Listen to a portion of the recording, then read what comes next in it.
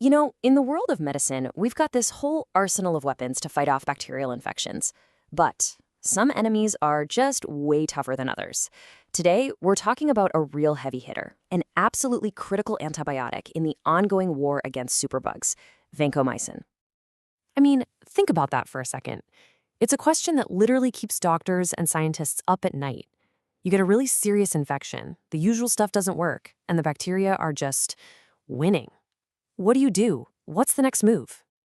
Well, that's when you call in the big guns, the ultimate backup plan. This is the story of that last resort, the drug we save for the absolute toughest fights imaginable. Okay, so to really get our hero, you first got to understand the villain. And in this story, the villain is the terrifying rise of antibiotic-resistant bacteria. You know them as superbugs. For decades, drugs like penicillin felt like magic, right? But bacteria are incredibly smart. They adapt, they evolve, and pretty soon, these formidable new strains like MRSA started showing up. That's short for methicillin-resistant Staphylococcus aureus, a superbug that basically just shrugged off our best drugs and created this massive public health crisis. We desperately needed a new weapon. And that new weapon was vancomycin. But, its journey to becoming this cornerstone of modern medicine was, well, it was far from glamorous. In fact, it had a pretty humble, almost messy beginning. Seriously, the early impure versions of the drug had this brownish, kind of sludgy look to them, which earned it the nickname Mississippi Mud. It's an incredible origin story for a drug that would become so unbelievably important. So its story kicks off back in the 1950s, found in a simple soil sample from Borneo, of all places. For years, though, it just sat on the sidelines. Doctors thought it was too toxic, especially when other antibiotics were working just fine. But then, as MRSA began its relentless march across the globe, vancomycin was called up from the reserves to become the essential, life-saving drug that we know today. So, we have our hero, but how does it actually win the fight? This is the cool part. Let's dive into its brilliantly direct and, frankly, brutally effective method of attack. First, here's a key term you gotta know. Vancomycin is bactericidal. Now, what that means is it doesn't just slow bacteria down or stop them from multiplying. No, it's designed to kill them outright. End of story. And the way it does this is just elegant. Think of a bacterium cell wall as its personal suit of armor. Vancomycin goes straight for the building blocks of that armor.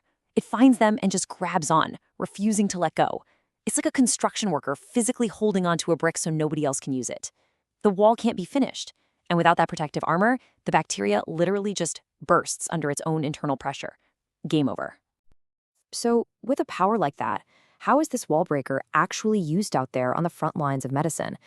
Well, vancomycin is a specialist. It's reserved for very specific and very, very serious threats. Its number one target is MRSA, where it's the go-to drug for everything from blood infections to pneumonia.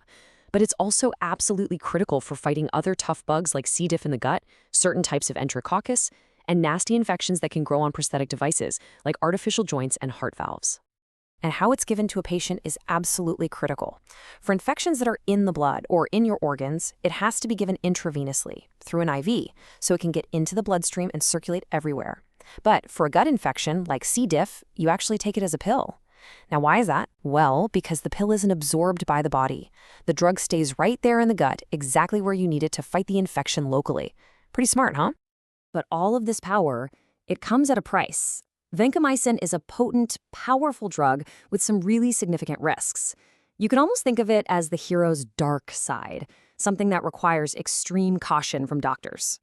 The biggest worry, number one, is nephrotoxicity. That's a fancy word for kidney damage. See, the drug is cleared out of the body by the kidneys, and it can be really hard on them. So constant monitoring of a patient's kidney function is absolutely essential. It's not optional. The second major risk is ototoxicity, which is damage to the nerve that controls your hearing.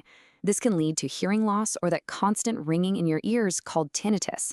And here's the scary part. That damage can be permanent. You might also hear about something called red man syndrome. Now, this isn't a true allergy. It's actually a reaction that happens when the IV is infused too quickly. It causes this very distinct red, itchy rash on the upper body. The fix, thankfully, is simple but crucial. Just slow the infusion way down. So, all of this leads us to a really crucial concept. Vancomycin has what we call a narrow therapeutic window. What that means is the line between a dose that works and a dose that's toxic is incredibly thin. It's like walking a tightrope. And that's exactly why patients on this drug need their blood levels checked constantly to make sure they're staying right on that tightrope, where it's effective but still safe. And that brings us to the final and maybe the most urgent chapter in this whole story. The villain is evolving. The very bacteria that vancomycin was born to fight are now learning how to fight back. Honestly, the emergence of vancomycin-resistant bacteria is one of the most serious threats we face in modern medicine. If our last line of defense fails, well, we could be left with infections that are completely untreatable. Bacteria have come up with two main strategies to outsmart our hero. You have vancomycin-resistant enterococci, or VRE. These guys are masters of disguise. They actually change the shape of the building block that vancomycin is supposed to grab onto. It's literally like changing the locks on a door so the old key just doesn't work anymore. Then you have bacteria like Visa. They use more of a brute force method. They just build an incredibly thick cell wall that acts like a sponge, trapping the drug before it can even get inside to do its job. So let's just do a quick recap of the really key points. Vancomycin is our essential last resort antibiotic for superbugs like MRSA. It works by preventing bacteria from building their cell walls. But it's risky. It can harm the kidneys and hearing, which is why that intense monitoring is mandatory. And maybe most important of all, this growing threat of resistance means we have to protect it. We have to use it wisely and prudently. And all of this leaves us with a critical, lingering question.